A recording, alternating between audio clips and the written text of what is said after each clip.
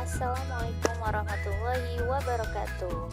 Bertemu lagi dengan saya dalam pembelajaran bahasa Indonesia yang kali ini kita masuk ke dalam teks pidato persuasif dengan KD 3.4. Terima kasih, selamat menyaksikan, semoga bermanfaat.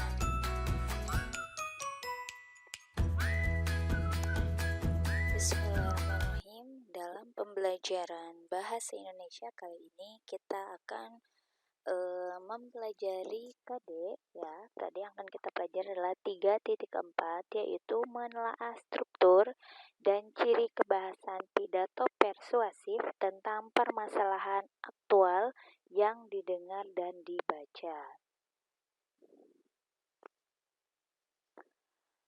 Berikutnya ini adalah langkah-langkah menyimpulkan isi teks pidato persuasif. Ketika kita akan menyimpulkan sebuah pidato yang kita dengar atau yang kita baca, berikut adalah langkah-langkahnya. Yang pertama, kita mendengarkan ya, menyimak isi pidato ya, mendengarkan serta menyimak dengan baik isi pidato. Yang kedua adalah menentukan topik pidato. Dari bahan yang sudah kita dengar, kita dapat menentukan topik pidato apa yang disampaikan oleh pembaca pidato. Berikutnya, yang ketiga adalah mencatat butir-butir penting dalam pidato. Ya, ini mencatat butir-butir penting dalam pidato. Berikutnya, menyimpulkan gagasan, pandangan, atau pesan dalam pidato. Yang terakhir ini adalah bagian yang menjadi inti dalam menyimpulkan isi teks pidato persuasif, yaitu menyimpulkan gagasan, pandangan, atau pesan dalam pidato. Nah, setelah ini ya ada selanjutnya hal yang diperhatikan dalam menyimpulkan gagasan, pandangan, atau pesan pidato. Yang pertama adalah membuat seluruh butir penting dalam pidato. Yang kedua adalah tidak menyimpang dari isi pidato. Yang ketiga, bukan ringkasan pidato ya, tetapi penafsiran pendengar terhadap hal yang disampaikan. Ya, berikutnya adalah struktur teks pidato persuasif. Ini ya, strukturnya adalah pertama, pembukaan. Pembukaan itu berisi salam pembuka, ucapan, sapaan, ya, yaitu memberikan penghormatan bagi para hadirin atau pejabat setempat yang datang dalam menyaksikan pidato yang kita sampaikan. Yang ketiga adalah ucapan rasa syukur, ya. Yang ketiga adalah ucapan rasa syukur kepada Allah Subhanahu wa taala. Berikutnya adalah isi pidato. Isi pidato ini menjelaskan mengenai pendapat, gagasan, alasan atau pesan yang ingin disampaikan oleh kita sebagai pembaca pidato. Yang ketiga adalah penutup pidato. Penutup ini berupa harapan agar gagasan dan pesan yang disampaikan bermanfaat. Berikutnya, penutup ini juga berisi tentang permohonan maaf serta ucapan terima kasih. Berikutnya yang terakhir adalah salam penutup. Jadi, dalam membuat teks pidato persuasif ada 3 struktur. Pertama, pembukaan. Yang kedua, isi pidato. Yang ketiga adalah penutup pidato. Masing-masing dari 3 komponen ini memiliki penjelasannya terlebih dahulu ya. Pertama ada pembukaan, yaitu salam pembuka, ucapan sapaan atau penghormatan. Yang ketiga adalah ucapan rasa syukur. Isi pidato berupa penjelasan mengenai pendapat, gagasan, alasan, atau pesan yang ingin disampaikan.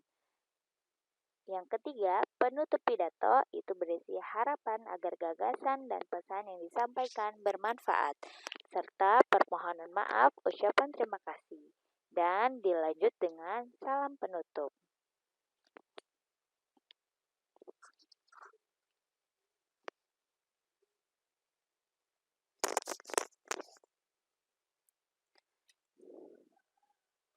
Ciri kebahasaan teks pidato persuasif.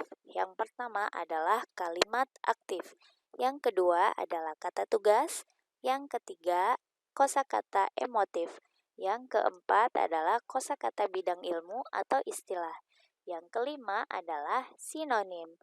Yang keenam adalah kata benda abstrak. Masing-masing dari ciri kebahasaan ini akan saya jelaskan. Yang pertama adalah kalimat aktif. Kalimat aktif itu adalah kalimat yang subjeknya aktif melakukan kegiatan atau aktivitas atau dapat juga diartikan dengan kalimat dengan subjek sebagai pelaku dari sebuah kejadian atau pekerjaan. Ciri kalimat ini antara lain ya. Yang pertama, predikat yang berimbuhan ber atau me. Contohnya, predikat menggandeng dan berbelanja ya, dengan imbuhan me dan juga ber.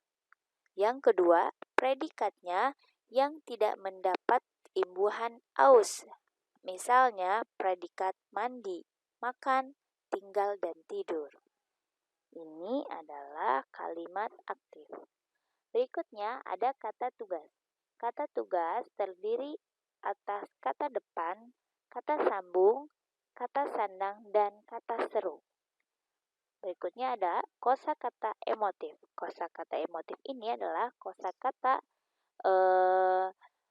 yang merupakan kosakata yang berhubungan dengan emosi dan perasaan dan bisa membuat orang tersulut emosi kala mendengar atau membacanya. Yang berikutnya adalah kosakata bidang ilmu atau istilah. Kosakata yang lazim digunakan di bidang keilmuan. Ya. Berikutnya ada sinonim. Sinonim ini adalah persamaan kata. Yang terakhir adalah kata benda abstrak. Kata benda abstrak adalah kata yang menyatakan nama dari sebuah benda, namun benda yang dimaksud tersebut merupakan benda yang tidak kasat mata atau tidak dapat ditangkap oleh panca indera. Langkah-langkah menyusun teks pidato persuasif. Yang pertama, kita memilih dan menentukan terlebih dahulu topik yang akan kita bahas dalam pidato tersebut. Yang kedua, kita menentukan tujuan pidato persuasif. Tujuan kita membuat pidato ini apa diungkapkan. Berikutnya yang ketiga adalah mengumpulkan data untuk mendukung argumen atau alasan. Yang keempat adalah menyusun kerangka pidato. Yang kelima adalah pembahasan dengan mengembangkan kerangka pidato. Nah, itulah pembahasan kita kali ini. Semoga bisa bermanfaat untuk semuanya. Terima kasih. Wassalamualaikum warahmatullahi wabarakatuh.